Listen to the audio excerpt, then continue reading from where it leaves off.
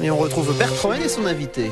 Bonjour Gérard Depré. Bonjour. Vous êtes député européen MR, fin d'une première semaine d'audition de commissaires au Parlement.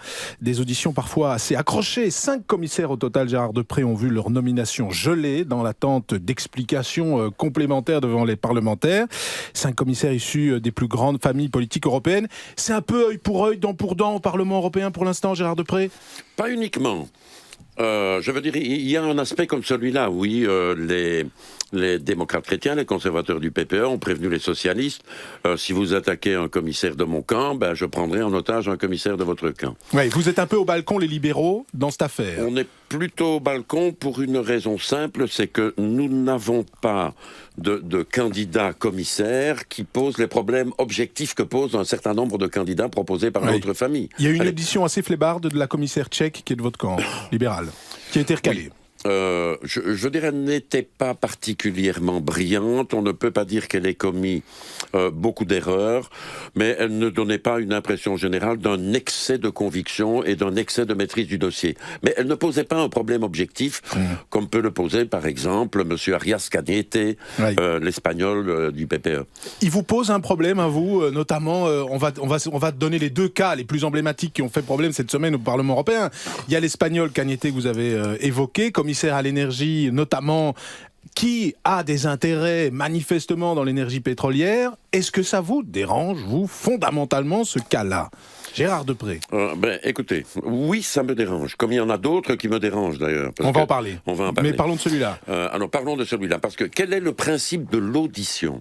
Le principe de l'audition, c'est de vérifier que, d'abord, le candidat commissaire est quelqu'un qui est intègre, qui a de la probité, et dont on ne peut pas suspecter qu'il ait des conflits d'intérêts. Alors, le cas de M. Arias Cañete est embarrassant. Pourquoi ? Parce qu'il avait des actions dans des sociétés pétrolières. Et donc, comme il est proposé pour être commissaire à l'énergie et au changement climatique, oui, c'est quand même un candidat particulier. Quand même un peu mal. Oui. Et donc, M. Cañete dit qu'il a vendu ses actions, mais ces déclarations de patrimoine ont varié au cours du temps. Donc il y a un problème objectif. Il faut faire la clarté. Qui doit être éclairci pour la semaine prochaine. Oui, est-ce que oui ou non, il s'est effectivement débarrassé des intérêts qu'il avait dans le secteur pétrolier. Il serait à l'agriculture, ça ne poserait pas le même type de problème. Mais le problème se pose concrètement compte tenu des responsabilités qu'on veut lui attribuer. C'est un vrai problème. Donc pour vous, il pourrait rester dans la commission, mais peut-être pas à ce poste-là. Écoutez, c'est un peu le message que vous envoyez ce matin pour les libéraux. M. Cañete, je le connais. Je dirais c'est un homme intelligent. C'est un homme qui a du caractère. Mais c'est aussi un personnage arrogant et c'est un conservateur frénétique. Donc, c'est pas mon profil idéal de commissaire européen. Est-ce que Jean-Claude Juncker doit revoir sa copie ? Peut-être pas en écartant un joueur de son équipe, si on peut prendre la métaphore du foot, mais en le faisant changer de place sur le terrain et, par exemple, avoir un autre portefeuille que celui de l'énergie pour M. Cañete. Mais ça dépendra de la clarté qu'il parviendra à mettre dans ses déclarations en matière de patrimoine. Il est clair que sa famille était engagée très profondément dans le secteur pétrolier. Et donc, est-ce qu'il est suffisamment dégagé ? Ça sera quelque chose qui doit être apprécié. Alors, vous nous disiez tout à l'heure qu'il y avait d'autres cas qui vous poser problème. Oui. Vous parlez de qui ? Écoutez, il y a en tout cas le cas du commissaire britannique. Jonathan Hill, dont l'audition n'a pas montré qu'il avait, je dirais, une conviction forte et une grande maîtrise des dossiers dont il devra s'occuper. Oui, donc il va s'occuper de la régulation financière alors qu'il a été lobbyiste pour la City. Mais on ne peut pas dire parce qu'il a été lobbyiste qu'il est nécessairement disqualifié. Un lobbyiste peut être terriblement qualifié parce qu'il a les meilleurs braconniers font les meilleurs gardes-chasse, c'est ce que vous voulez dire. Par exemple, ça peut arriver.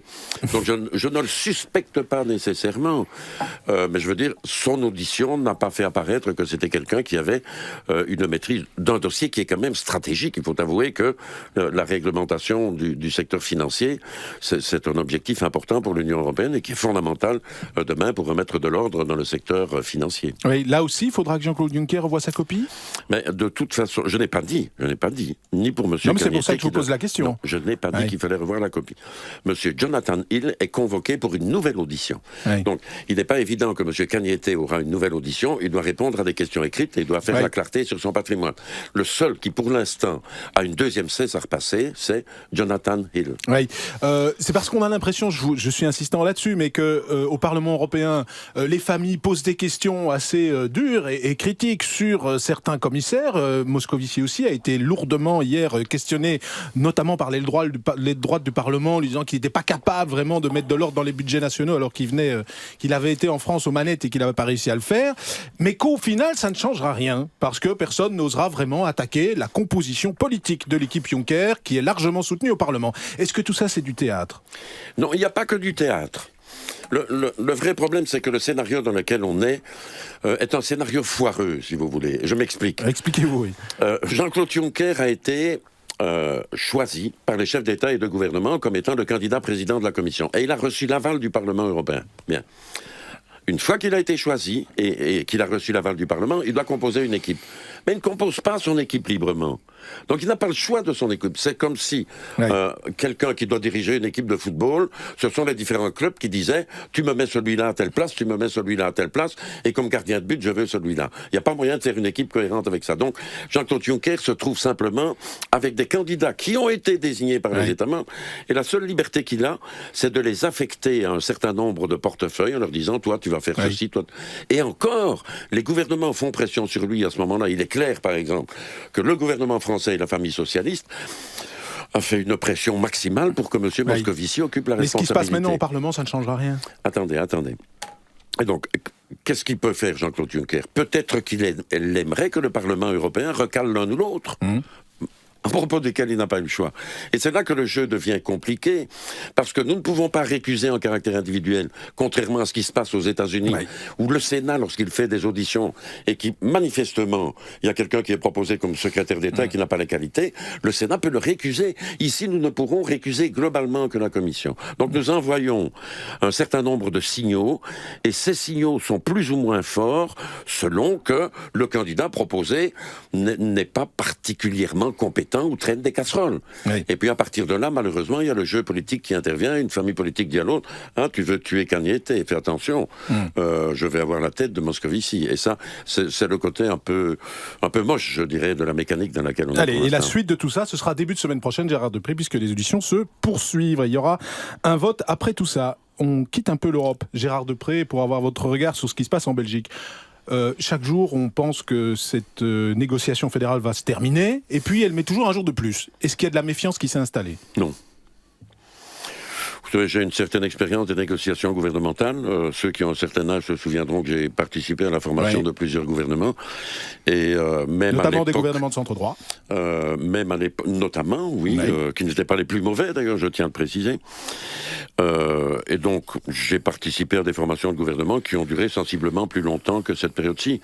Donc, c'est quand même une configuration politique un peu singulière que celle qu'on est occupé à installer maintenant. Et donc je comprends que certaines familles politiques doivent s'apprivoiser et que la responsabilité du MR est un peu singulière puisque, du fait des circonstances et du refus du CDH de participer, il est le seul partenaire francophone de cette coalition. Le MR doit avoir le poste de Premier ministre ? Pour Charles Michel, c'est la situation idéale, ça, Gérard Deprez ? Je ne me prononce pas sur le fait de savoir quelle est la situation idéale. Ce que je peux vous dire, pour avoir suivi le déroulement de tous les événements, c'est que Charles Michel, jusqu'à présent, a fait un parcours sans faute. Le MR est le seul parti francophone qui a véritablement gagné les élections, et d'une manière indiscutable, et en particulier au niveau fédéral. Lorsqu'il est devenu informateur, on se moquait un peu de lui en disant pourquoi est-ce qu'il traîne, il va réussir à rien. Il a réussi à mettre des partenaires autour de la table.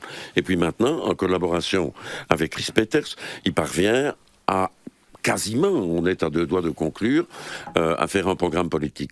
Donc il y aurait une logique à ce qu'il soit Premier ministre. Si cette personne-là n'est pas qualifiée pour occuper le poste, je n'y comprendrai rien. Quand Francis Delperrey a dit à ce micro que la NVA était un parti belgophobe, europhobe, francophobe, bruxellophobe, raciste, vous lui répondez quoi ? Écoutez, j'ai écouté Francis Delperrey pour lequel j'ai de la sympathie, mais j'ai trouvé qu'en matière de tourne-veste dans ses analyses, il était quand même assez champion. C'est-à-dire ? Lorsque maintenant il trouve que c'est désagréable qu'il y ait une minorité du côté francophone. Et si le CDH avait été là, ça n'aurait rien changé, parce qu'il aurait quand même manqué 3 sièges. Mais du côté flamand, la fois dernière, il en manquait aussi, et il n'en a jamais fait un problème. Donc je trouve que ces analyses avaient un petit côté un peu tourne-veste. Merci Gérard Deprez, eurodéputé européen, d'avoir été notre invité ce matin.